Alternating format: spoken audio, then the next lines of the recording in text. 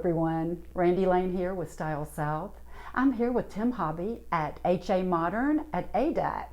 And we're going to talk a little bit today about his showroom, his design concepts, and a lot of other fun things. Tim, tell us a little bit about your showroom and just give us some background. Absolutely. This is the Minotti showroom. Minotti is a wonderful Italian brand of furniture. Obviously modern, but also very transitional at times as well. And we are pretty much a Minotti monobrand showroom where all the furniture in the showroom is made by this manufacturer. But then we round it out with fine art, accessories, floor coverings, all the things that make it feel like a wonderful home. And that's what you see in here. And in addition to the Minotti showroom, we also have interior design offices here. So we are a design firm and we're also a furniture showroom. Oh, well, it's gorgeous to be in here. I'm liking it already. You know, oftentimes when people think about modern, they think about a design that's lacking warmth. How do you counter that? Randy, that's probably one of the most questions I've had my entire career, because even as a young designer in the 90s, I loved modern and contemporary right away, and I gravitated towards it. And then so people would often say, well, I don't want my home to be cold. I don't want it to be sterile. I don't want it to feel, too stiff. But modern can be extremely warm, and you combat that with beautiful fabrics and textures, rich, warm fabrics and warm colors. And then wood is one of the best ways to warm up a room. And people's like, well, what do you mean wood?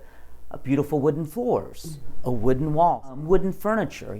Wood is warm and rich, and it really has to do with texture, color, materials. But people all the time say, wow, you did this interior and it doesn't feel cold at all. It's really warm and inviting, and that's a wonderful compliment to get. Knowing you, I know that your design projects cover everything from residential to restaurants to model homes. And do you have a favorite type of design? Well, I love a balance, I have to say. I think it's a wonderful business model to have commercial projects such as restaurants or offices, because they have a finite date. Mm-hmm. They have a starting, and then you need to get the business open. And so you reach that date, you turn the project over to the client, and you're somewhat done. But residential projects is such a very personal relationship, and you work with a family or homeowner for a very long period of time, and you may get everything furnished and everything done, but then there's the accessories and the icing on the cake, I call it, and then the fine art and all of those things. And clients get very involved in the end, I find, and they want to be very involved with a selection for art and maybe those last details. And that can make the project linger and linger. So I think it's a great business model to have both the commercial side and the residential side. And as far as a favorite space, I love a space that has natural light and that is nice and airy, and I like room, I know I can work with a small space, but when I walk into a home and people have lots of room and they have windows and there's natural light coming in, I get really excited. I see what you mean. So let's just talk about where you start with a project. How do you begin? That's a great question, because some people walk in and they think the space alone is just going to inspire them, and there's, I see a space and I'm just going to just jump in. I need something to inspire me, like fabric, for instance. And I can start a project simply by going to a wonderful fabric resource and going through the fabrics and all of a sudden coming up with a wonderful palette of texture and color, and that can inspire me. I had a great project, one of my favorites, is that we were doing an entire place, an entire home, and it was pretty much a white box, and we were headed in one direction, and then I fell in love with a Charles Paris bubble chandelier, and it was outrageously expensive, but I just threw it at the client and I said, what if this was in the home? And he was like, go for it. And so it totally changed the entire direction of the project, and we shifted because that chandelier elevated the whole project for all of the finishes, the quality that we were going to do, even the kitchen. We ended up ripping the kitchen out because that chandelier was in the same home.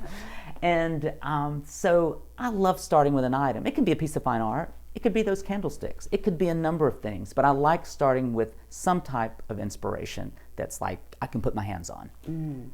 Have you ever had a client come and say, this is my favorite thing, design something around this? Yes.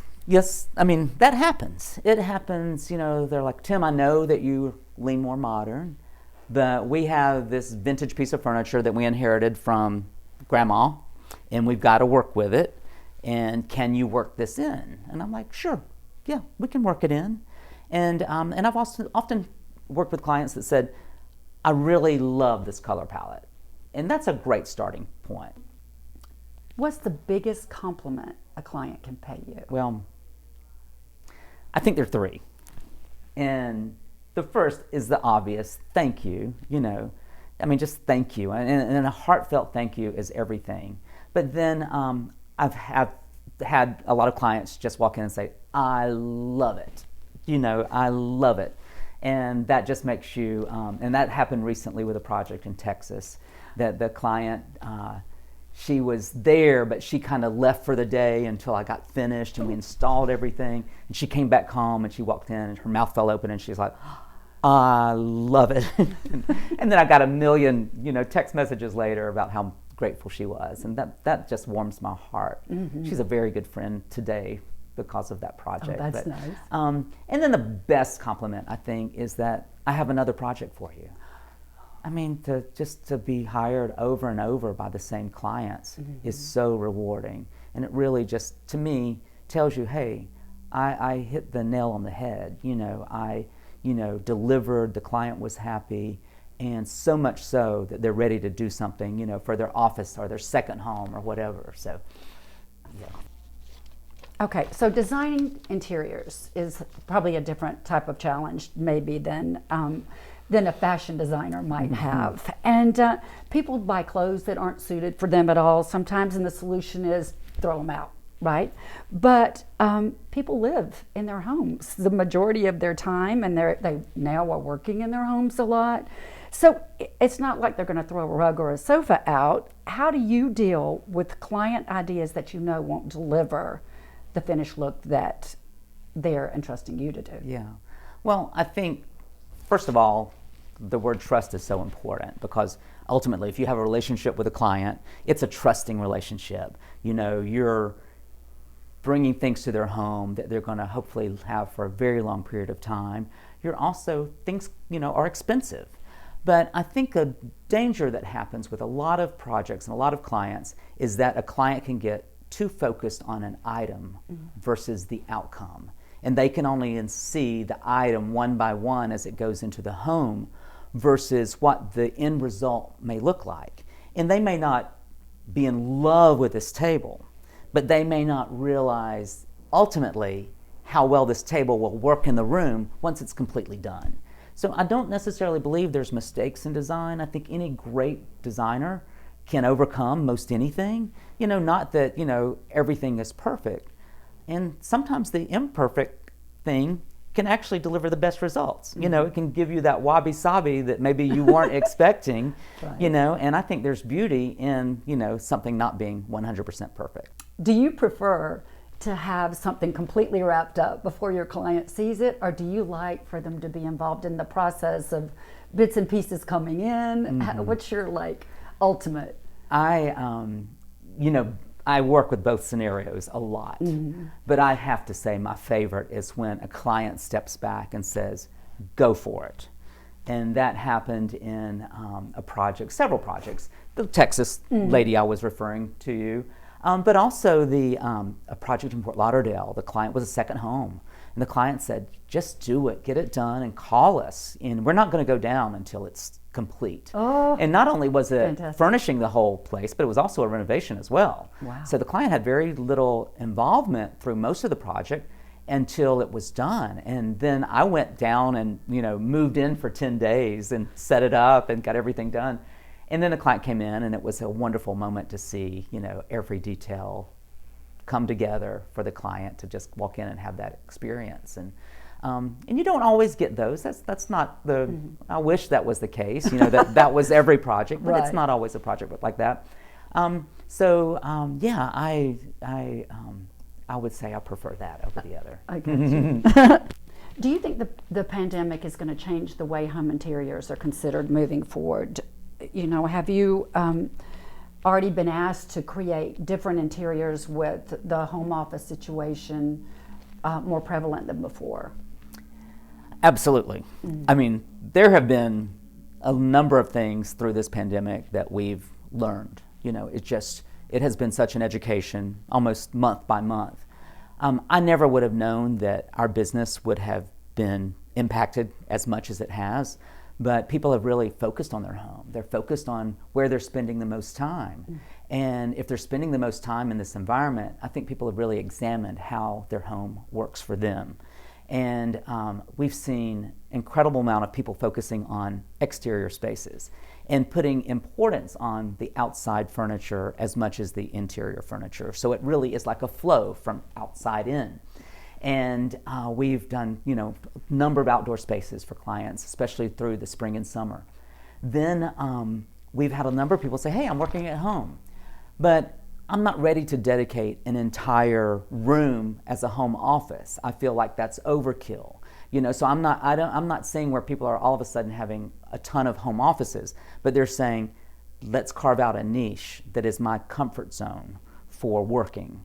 And sometimes in homes like with children, it's a quiet space.